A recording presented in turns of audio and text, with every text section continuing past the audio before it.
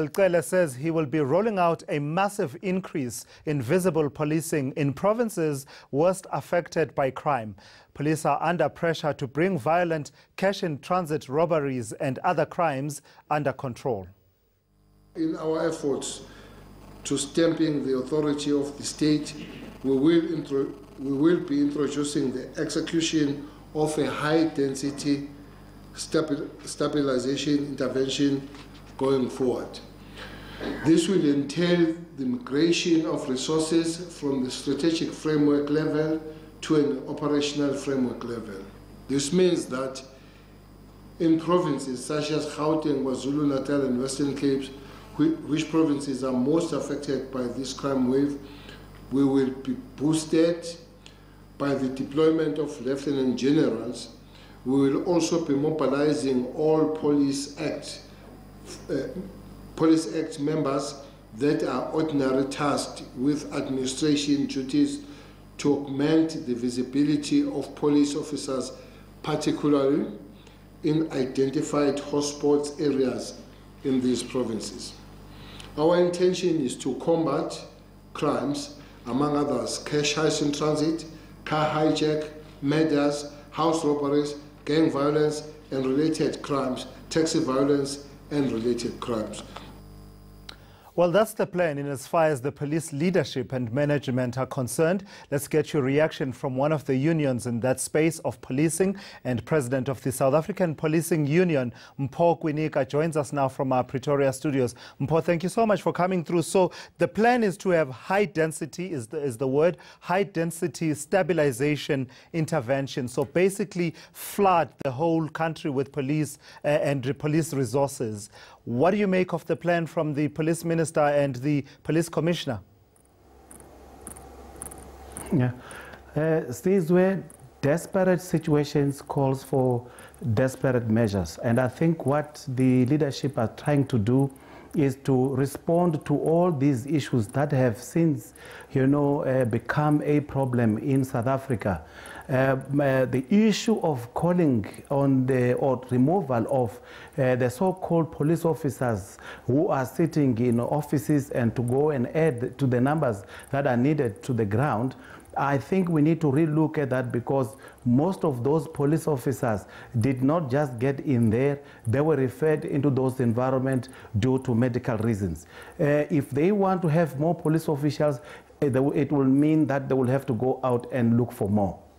Yeah, in fact, you're talking to this issue of what the police minister calls Police Act members who are largely doing administration in the office. You don't particularly support that move. Are they even equipped to be out on the streets and doing policing? That's what I'm saying, Sizwe, that they did not just walk into those offices to do office work. Most of them have been shot at, are injured. Some of them have got serious medical conditions, and the only job that they can do is to be in that office. I don't know the percentage of those personnel who are sitting in there still have got the capacity to run after the criminals outside there. It is something that we as a society have to still find out.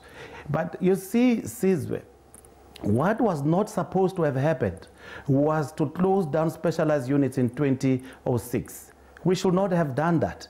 We should have by now have enhanced those units so that they are in a position to be able to deal with specific crimes, a special crimes such as this one. We have allowed criminals to come back, and they are here, and South Africans are feeling them. And we need to do more to find some of the skills that are out there, bring them together, have those units to deal with the issue of these kind of crimes.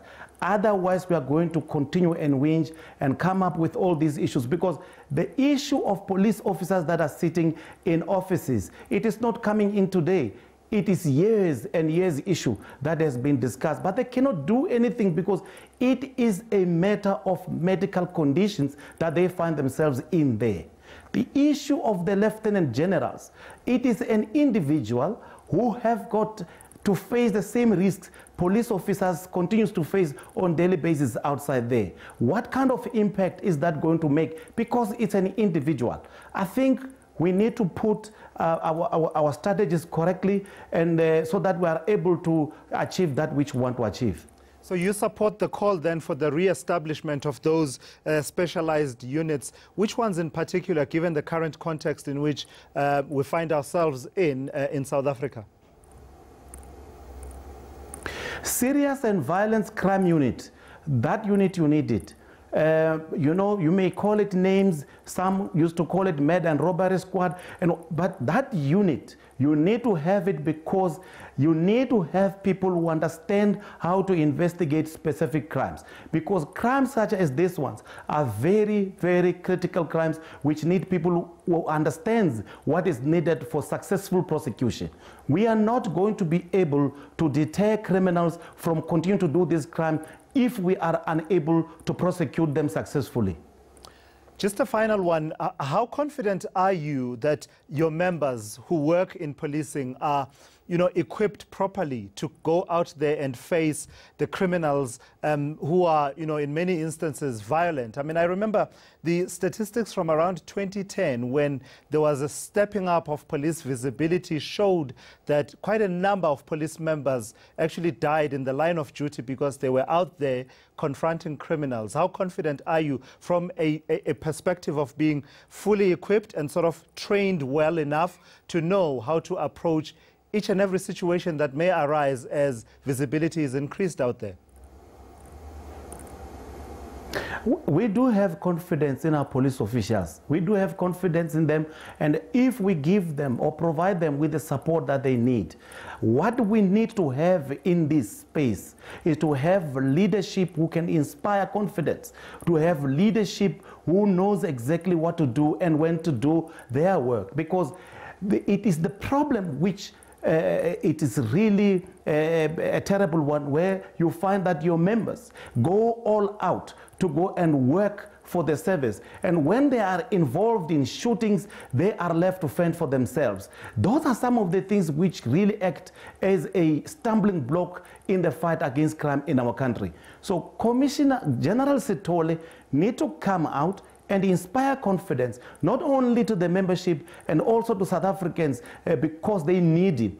Police officials, they need him. We all need General Sitole, and he's very silent. We don't see him. I don't understand why would he wait for the Minister of Police to have this kind of, media conference to tell South Africans that 155 cash in transit has taken place under my watch. What is it that I'm going to do to deal with these issues of crime? So he should be pounding the pavement with you if they're serious about increasing police visibility. Should be wearing that camouflage he was wearing today and hitting the streets with police officers, is what you're saying. Not only that, Sizwe, we also need to look at the National Crime Prevention Strategy. That document is an old document. We need to have a document that is going to be alive to things that are happening in our country today. Currently, if I were to measure the performance of the current National Commissioner of Police, he hasn't been doing very well. I think it's more than 100 days. You cannot have under your watchful eye 155 armed robberies, premeditated, planned robberies taking place in the country. That is an indication of inefficiency. All right, thank you so much for coming through and giving us your perspective. Very strong views there from the President of the South African Policing Union, Mpho Kwinika.